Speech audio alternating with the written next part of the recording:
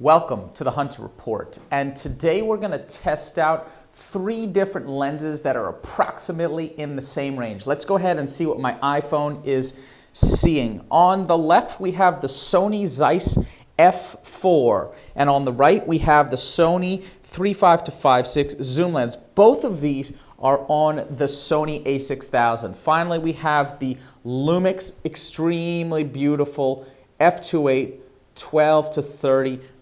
Now, the reason that I chose to use the Sony a6000 is so that the sensor size is the same.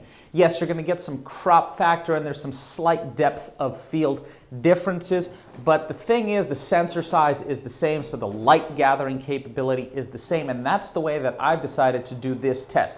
No test is perfect, but the point of this test is to see which of these lenses really is the best among all 3, and if there are any huge cons to any of these lenses. So let's show you what we've got going on in the back. We are at f5.6 ISO 1600 on the Carl Zeiss. Exact same settings on the Sony kit lens. And finally, over here, we are at f5.6 and an ISO of 1600. So very similar settings. My light setup, as you can see, I've got a light there and a light there. And as we step back, we can see the light is hitting me. I'm trying to stand in the same general spot. This is science. There are only 2 variables we're going to be changing throughout this entire experiment. One is the aperture. The second variable is the zoom. Let's take a quick step back and go to DxO Mark. Now, the great thing about DxO Mark is that it gives you a general comparison of the sharpness field of each lens. And as you can see here, there are some differences between the sharpness of each lens. However, DxO Mark doesn't really show you the differences between camera manufacturers, and that's where a real-world test like this comes into play. So let's first take a look at my head. f5.6, we're all the way zoomed out at 24 millimeters on the Zeiss, at 18 millimeters on the Sony, and at 12 millimeters on the Lumix. Now, there's a whole bunch of crop factor mathematics going on between all 3 of these lenses. So you could just basically eyeball it and see that the Sony on the left is slightly narrower, the Sony in the middle is wide, and the Lumix on the right is the most wide.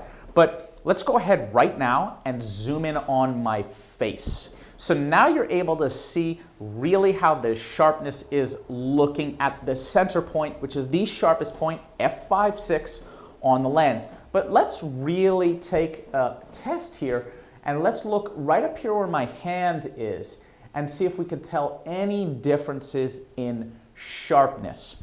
Perfect. We've tested the center and the outside point of the lens at f5.6. Let's jack it up to f8. All right, now you guys have got the hang of it. So we're at f8. Drop the shutter speed down to keep exposure generally in the same spot. Look at my face, center point of the lens. Okay, that's enough time. And look at my hand right up here at the edge of the lens, f8. Perfect. Now we're going to test the zoom. So we're going to drop down f5.6, zoom these lenses out to their midpoint, and repeat the test. All right, we are going to 50 millimeters on the Sony Zeiss, and we're going to go to 35 on the Sony kit, and we're going to go to 25 on the Lumix, which is multiplied by 2, which is really 50 millimeters. Alrighty, we are back at our midway zoom point. So again, let's take a look at the sharpness of my head, which is at the center point of the lens. And now let's take a look right here at my hand. This is the edge of the lenses. And here's another object for you to look at. Bingo. So that was the midpoint zoom, f5.6.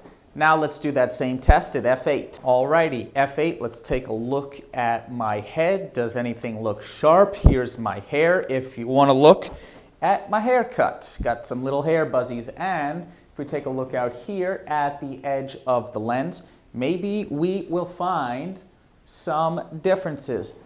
Bam! That was the midpoint. Let's go ahead and zoom out to the full extent of the lens. Alrighty, we are now at the full zoom range at f2.8 on all three lenses. My head should be in the center point, and here's another object for you guys to look at. And now here is where the edge is on all three. And if you take a look at DxO Mark right out here at full zoom and f2.8, you're already starting to see just a few differences. Let's go ahead, jack it to f8, and we might actually get just a little bit more sharpness from that. All right, now we are at f8, and I should be around the center of the lens. There we go, and now we can look at this. And again, let's go ahead, take a look at the edge part of the lens, see if I can sneak up in there. Okay, and that should be about enough. I hope that you can see a difference from this.